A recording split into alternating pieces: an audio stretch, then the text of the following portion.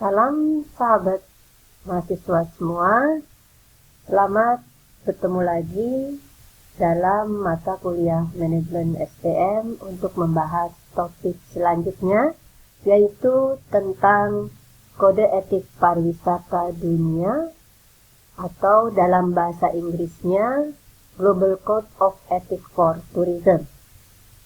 Setelah mengikuti pelajaran tentang Global Code of Ethics for Tourism, mahasiswa diharapkan mampu memberikan contoh penerapan kode etik pariwisata dunia dalam kegiatan kepariwisataan.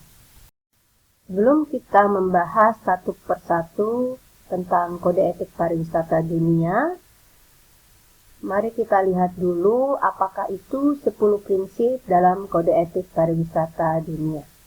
Yang pertama adalah kontribusi pariwisata untuk membangun saling pengertian dan saling menghormati antar manusia dan masyarakat.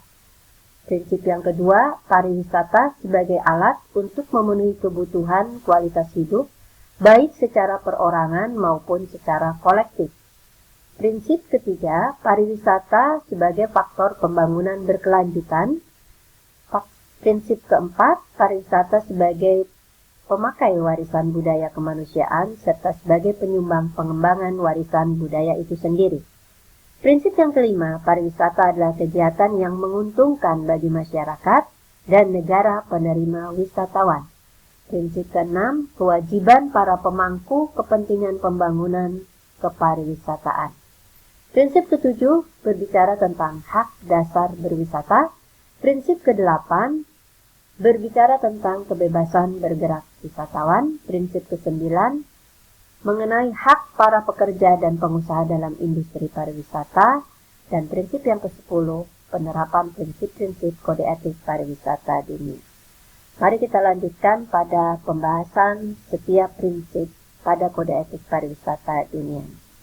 Prinsip ke-1 dari Global Code of Ethics for Tourism adalah bahwa kontribusi pariwisata harus dapat membangun saling pengertian, saling menghormati antara manusia dan masyarakat. Ketika suatu destinasi wisata dibangun, maka harus memperhatikan nilai-nilai etika, membangun semangat toleransi, moral, dan sosial budaya masyarakat di mana destinasi wisata tersebut dikembangkan atau dibangun. Dan sebisa mungkin harus diharmonikan dengan tradisi, hukum, dan kebiasaan wilayah setempat.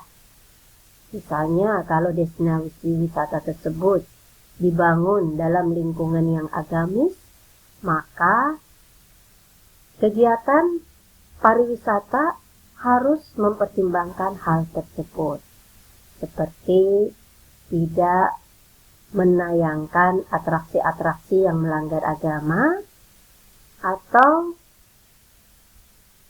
menyelenggarakan produk atau layanan pariwisata yang tidak sesuai dengan kebiasaan masyarakat setempat. Di lain pihak, bahwa pihak masyarakat setempat harus tetap menghargai gaya hidup, selera, dan harapan wisatawan. Tapi tentunya hal-hal yang tidak bertentangan dengan nilai-nilai etika serta moral dan tradisi wilayah setempat. Kemudian masyarakat lokal juga harus bisa menciptakan rasa aman pada para wisatawan yang berkunjung, dan wisatawan pun memiliki kesempatan untuk mempelajari karakteristik wilayah yang akan dikunjungi. Prinsip kedua, pariwisata sebagai alat untuk memenuhi kebutuhan kualitas hidup, baik secara perorangan maupun kolektif. Misalnya dalam hal memfasilitasi mendapatkan pendidikan, saling toleran, dan mengenali lingkungan yang berbeda.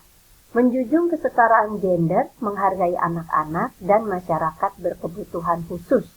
Tentunya Hal ini akan tergambar dari fasilitas yang disediakan.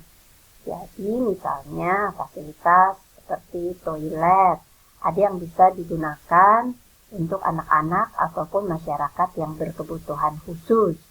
Kemudian menolak eksploitasi manusia seperti mempekerjakan pekerja atau karyawan dengan honor atau upah yang kurang memadai, kemudian harus memfasilitasi wisata yang berbasis agama, kesehatan, dan pertukaran budaya. Berbasis agama, kemudahan untuk melaksanakan ibadah atau mendapatkan tempat-tempat untuk melaksanakan ibadah. Jika butuh layanan kesehatan, tersedia dengan mudah. Dan yang terakhir, kegiatan harus saling menguntungkan, baik bagi pengembang pariwisata maupun bagi masyarakat lokal dari aspek ekonomi, sosial, dan budaya. Dari aspek ekonomi, misalnya untuk penyediaan cenderamata bisa diadakan oleh masyarakat lokal. Dari aspek sosial dan budaya, masyarakat memiliki kesempatan untuk saling bertukar budaya yang baik, seperti budaya disiplin, budaya mampu menyesuaikan diri dengan situasi yang berbeda. Prinsip ketiga, pariwisata sebagai faktor pembangunan berkelanjutan. Artinya, pengembangan atau pembangunan kegiatan wisata harus dapat menjaga lingkungan, sehingga lingkungan tersebut tetap mampu dinikmati oleh generasi berikutnya, seperti pemandangan yang indah, pepohonan yang asri. Kemudian pengembangan destinasi wisata juga dalam operasionalnya harus menghemat menggunakan air dan energi. Misalnya suatu kamar hotel menggunakan penggunaan air di wastafel atau energi listrik dengan sistem sensor. Sehingga ketika tidak digunakan, tidak ada manusia yang menggunakan, maka air dan energinya dalam keadaan mati. Kemudian minimalisasi menghasilkan sampah. Seperti wadah-wadah yang digunakan untuk makan, menggunakan wadah-wadah yang bisa digunakan kembali. Ketiga, contoh lain adalah kegiatan pariwisata memberikan nilai ekonomis bagi masyarakat lokal. Jadi yang mendapat keuntungan bukan cuma pengembang pariwisata atau pendatang, tapi juga masyarakat lokal. Apakah itu dari masalah suplai bahan-bahan yang diperlukan di destinasi wisata. Seperti misalnya kalau membutuhkan bunga misalnya, maka bunganya diambil dari budidaya masyarakat. Budidaya bunga yang dihasilkan oleh masyarakat lokal. Kemudian yang keempat, pembangunan infrastruktur itu tidak merusak lingkungan heritage ya. Lingkungan heritage itu seperti misalnya ada batu-batu atau bangunan-bangunan peninggalan masa lalu. Lalu tidak merusak alam, tidak merusak satwa, pepohonan, ataupun area sensitif. Apa aja itu area sensitif seperti gunung, hutan, pantai, dan gurun. Dan yang terakhir, maka pengembangan pariwisata harus menekankan pada wisata alam atau ekoturism, yaitu dengan tetap menjaga heritage, populasi lokal, dan kapasitas area. Jadi yang dimaksud dengan kapasitas area itu jumlah manusia atau wisatawan yang berada di dalam suatu wilayah, rasionya itu seimbang. Jadi dalam suatu wilayah itu tidak terlalu banyak jumlah orangnya. Prinsip keempat, pariwisata sebagai pemakai warisan budaya kemanusiaan serta sebagai penyumbang pengembangan warisan budaya itu sendiri. Penjelasannya sebagai berikut. 1. Kegiatan pariwisata harus tetap memelihara budaya heritage bagi generasi mendatang. Sehingga jika ada bangunan kuno yang dibangun pada abad ke-8, maka harus tetap dipelihara sehingga generasi mendatang tetap dapat menikmati bangunan tersebut. Kemudian yang kedua, melestarikan monumen, kuil, museum maupun situs arkeologi dengan cara yang sederhana, tidak mencoret-coret bangunan-bangunan tersebut. Yang ketiga, mendorong akses publik ke properti budaya dan monumen milik pribadi dengan tetap menghormati hak pemiliknya serta bangunan keagamaan tanpa mengurangi kebutuhan ibadat normal. Sehingga misalnya jika ada suatu bangunan seperti kuil milik pribadi yang dibuka aksesnya untuk wisatawan, untuk umum, maka wisatawan yang datang harus tetap menghormati peraturan-peraturan untuk memasuki bangunan tersebut. Kemudian jika ada yang beribadah, maka kedatangan para wisatawan tersebut jangan sampai mengganggu kegiatan ibadah yang dilakukan. Yang keempat, dana yang diperoleh dari kunjungan ke situs budaya dan monumen sebagian digunakan untuk pemeliharaan, pengamanan, dan pengembangan warisan wisata tersebut. Dan yang kelima, mengembangkan produk budaya tradisional, kerajinan, dan cerita rakyat. Budaya tradisional seperti tarian, kerajinan, pembuatan barang-barang untuk kebutuhan sehari-hari, tapi dihasilkan oleh masyarakat lokal berbasis kearifan lokal, maka itu yang harus tetap dikembangkan. Kemudian cerita-cerita rakyat, seperti misalnya di Bandung ada cerita tentang Sangkuriang. Prinsip kelima, pariwisata adalah kegiatan yang menguntungkan bagi masyarakat dan negara penerima wisatawan. Dalam hal ini, masyarakat lokal harus mendapat manfaat ekonomi, sosial, budaya secara adil, serta memperoleh kesempatan kerja, meningkatkan taraf hidup masyarakat lokal, terintegrasi dengan tatanan ekonomi dan sosial masyarakat lokal, prioritas merekrut masyarakat lokal jika keterampilan setara, memecahkan masalah di wilayah pesisir, pulau, pedesaan, dan gunung yang sulit dijangkau. Ya, masalah apa saja, baik masalah ekonomi, masalah transportasi. Kemudian terakhir membuat studi dampak pembangunan pariwisata dan dampak tersebut disampaikan secara transparan kepada stakeholders atau para pemangku kepentingan termasuk masyarakat lokal. Prinsip keenam menekankan kewajiban para pemangku kepentingan pembangunan kepariwisataan. Wisatawan berhak atas informasi objektif, jujur tentang tempat tujuan, kondisi perjalanan, keramah tamahan dan masa inap, klausul kontrak, sifat harga dan kualitas layanan, sebagai kompensasi finansial atau pembayaran yang sudah dibayarkan wisatawan kepada penyelenggara wisata. Kedua, wisatawan berhak mendapat jaminan keamanan dan keselamatan, pencegahan kecelakaan, perlindungan kesehatan, dan keamanan pangan. Adanya sistem asuransi, mendapatkan kompensasi yang adil jika terjadi wan prestasi dari penyelenggara wisata. Ketiga, wisatawan berhak mendapatkan hak beribadah sesuai agama mereka, sehingga dalam rundown acara maka harus ada diberi waktu untuk melaksanakan sholat 5 waktu misalnya bagi wisatawan yang beragama Islam.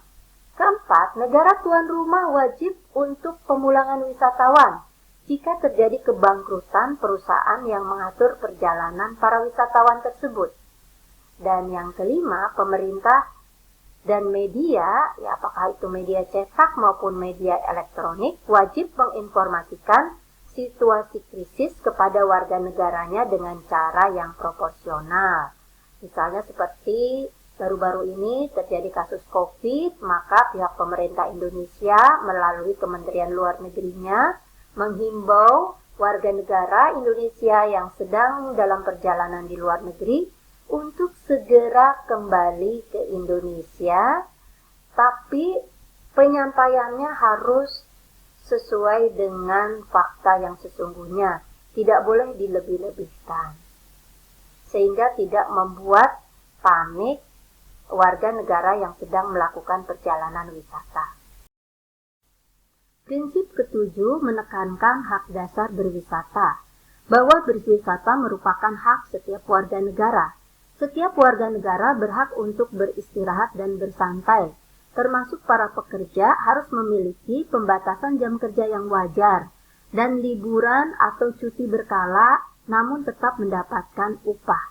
Hal ini dijamin oleh pasal 24 Deklarasi Universal Hak Asasi Manusia dan pasal 7D dalam The International Covenant on Economic, Social, and Cultural Rights. Warga negara berhak atas wisata sosial, yaitu suatu kegiatan perjalanan wisata namun untuk kepentingan sosial. Kemudian yang keempat, kegiatan wisata harus dapat memfasilitasi keluarga, pemuda, pelajar, warga senior, dan penyandang disabilitas saat berwisata. Misalnya dalam bangunan-bangunan selain ada tempat yang bertangga-tangga, tapi juga ada sliding area, sehingga warga senior atau penyandang disabilitas yang menggunakan kursi roda dapat menggunakan fasilitas tersebut. Prinsip ke-8 adalah kebebasan bergerak wisatawan. Penyelenggara wisata dan wisatawan harus mendapat keuntungan sesuai dengan hukum internasional dan undang-undang nasional dari kebebasan untuk berpindah di negara mereka dan dari satu negara ke negara lain sesuai dengan pasal 13 Deklarasi Universal Hak Asasi Manusia. Selain itu memiliki akses ke tempat transit, tempat tinggal, situs pariwisata, dan budaya tanpa diskriminasi. Wisatawan terjamin kerahasiaan data dan informasi pribadinya, terutama bila semua data ini disimpan secara elektronik. Saat ini, segala sesuatu banyak dilakukan dengan bantuan elektronik, seperti ketika kita memesan hotel, ketika kita memesan transportasi udara, ya, kita menggunakan sistem elektronik. Nah, ini kerahasiaan data-datanya ini harus dijaga. Kemudian ketiga, penyederhanaan birokrasi dalam pembuatan dokumen, seperti misalnya visa dan lain-lain ya, banyak dokumen yang terkait dengan kegiatan pariwisata. Menghapus pajak yang dapat merusak daya saing sehingga harga menjadi lebih tinggi. Kemudian yang terakhir, wisatawan memiliki akses untuk menukar mata uang negaranya di negara manapun tanpa adanya diskriminasi. Prinsip ke-9 tentang hak para pekerja dan pengusaha dalam industri pariwisata. Prinsip ke-9 itu banyak bisa diterapkan dalam mata kuliah kita sumber daya manusia. Seperti pemerintah mengawasi hak-hak dasar pekerja. Contohnya dalam pengupahan ada upah minimum regional.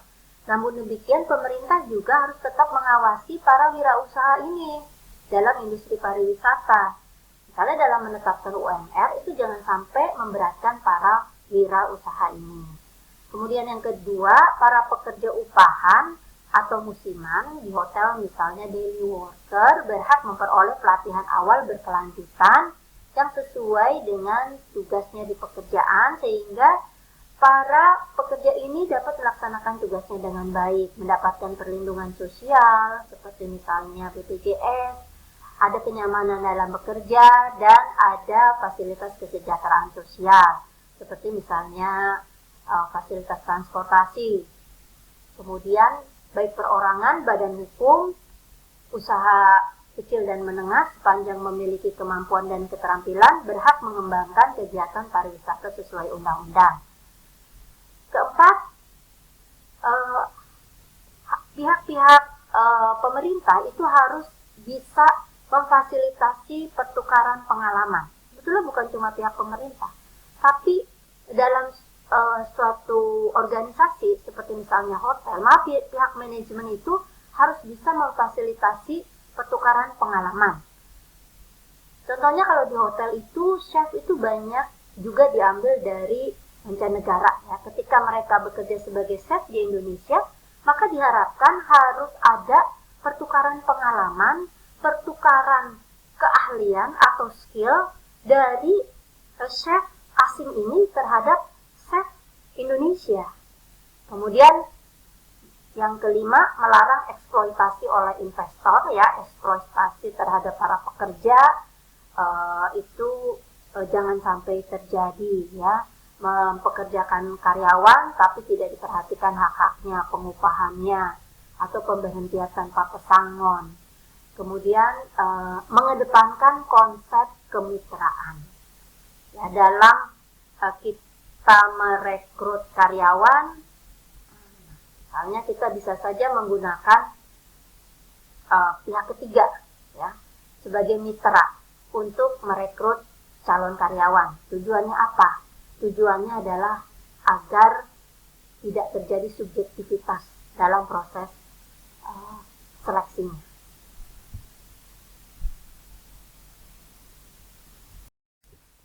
Kita sampai pada prinsip yang terakhir, prinsip ke-10 Global Code of Ethics for Tourism, yaitu penekanan penerapan prinsip-prinsip kode etik pariwisata dunia.